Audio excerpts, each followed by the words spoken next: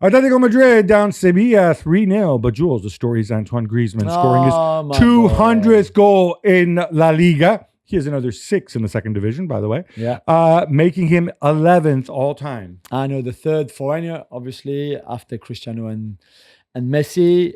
I mean, he's on his way out. Obviously, this is the last season for him at Atletico. I don't know how many more he will score. He has another year contract. Yeah, but let's be honest. He's not even a starter anymore. It doesn't look like he's nowhere near his best. Well, I don't think so either. I think he will go to MLS in the summer. So the next one that he can beat or overtake is Paino, who had 2-1-3, so he needs 13. I don't think he will get he's not getting 13 league goals between now and the end of the season. So I don't know where we'll stop, maybe 205, which will be already incredible for him. But yeah, at 34, he comes on for the last 20, 30 minutes and does a job. But yeah. Bayern making 15 in a row now in 15 games with a 3-0 victory over Bayer Leverkusen on Saturday. Gab, how did they look ahead of the big game against my boys PSG on Tuesday? Pretty darn good. I mean, they played the B team essentially. Yeah. We had Kim at the back. We had a whole new sort of front three of the youngsters, Bischoff and that Leonard Carl, who's a bit special. Yeah. And Nico Jackson, who scored his first goal. This is exactly what you want. Rest the guys, wrap up the game by halftime. Leverkusen, not great in this game. But they certainly come in on a high and with rested starters. Paris Saint-Germain need a late goal from Gonzalo Ramos to get past Nice 1-0. Jules, I know he's been rotating and blah, blah, blah. I looked at this. This is pretty close to his best 11 available that he started with. And still you needed Kvicha Kvaratskhelia with that goal line clearance and this late goal. Any reason to be concerned? So, no Marquinhos, no Ruiz, no Dembele, no Doué. No. But Ruiz is coming back from injury, correct? Yeah. Right. So that's 4 starters missing out of 11. So I'm not sure if this is like he's close to his best 11.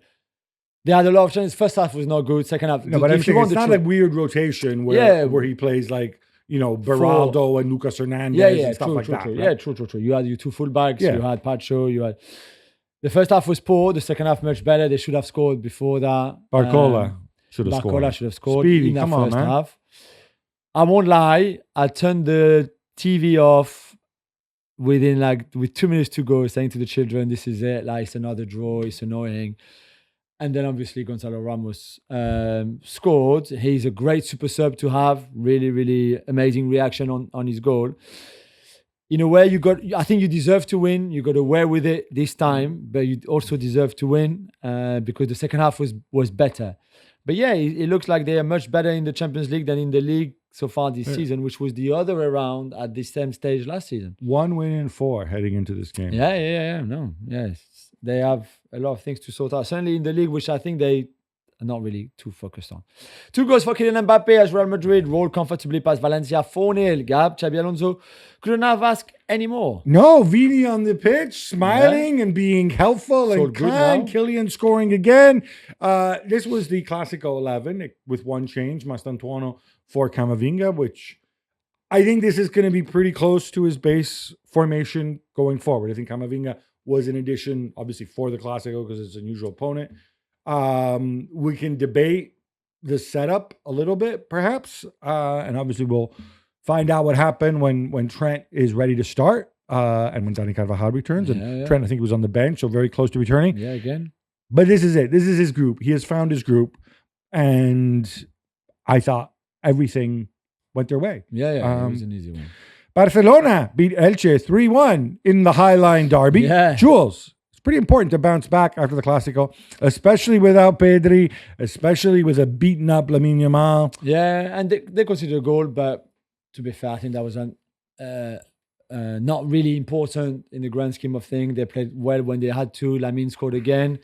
A lot of talk about the Rashford goal, which is a good goal, but a lot of right-footed players who play on the left come outside onto their left foot and then finish like he did. For me, the most important in that goal was the Fermin Lopez incredible kind of like crossover, first time. We didn't think he could do that. Incredible, really wonderful.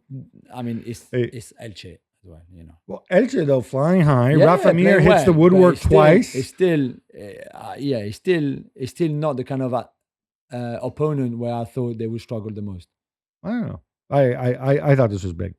My boy Magic Mike Maignan saves the Paulo Dybala penalty and Milan beat Roma 1-0 on Sunday night. Max Allegri has his haters, Gab, but they're 1 point off the top.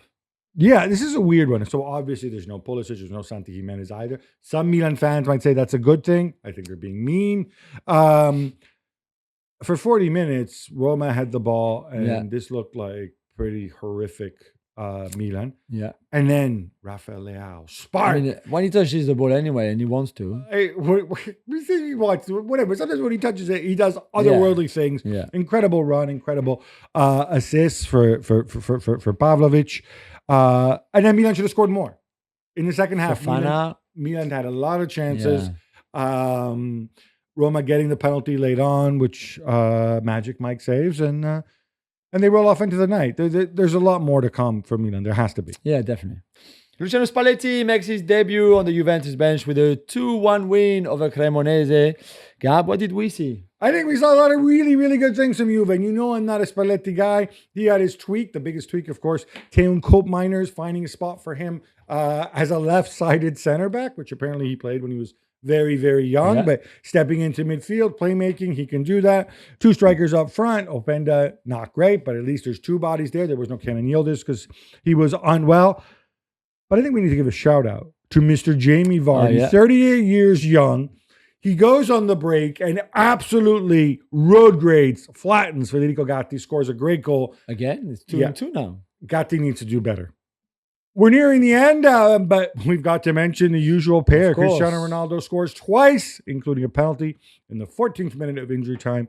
And El Nasser come from behind to beat El Faiha 2-1. That's right, the 14th minute of injury time. And don't get me started on the decision itself. Yeah, and let's say that some of the other big stars in Saudi League were not very impressed by that decision by the referee and putting it out there on social media. Al Ittihad players, Al Hilal players, for example, who had a lot of laughing emojis at the decision. One, the timing of it, and like you said, the decision in itself. I don't know who this guy is, Amri, but again, this is where you have to have video evidence to go and just punish people.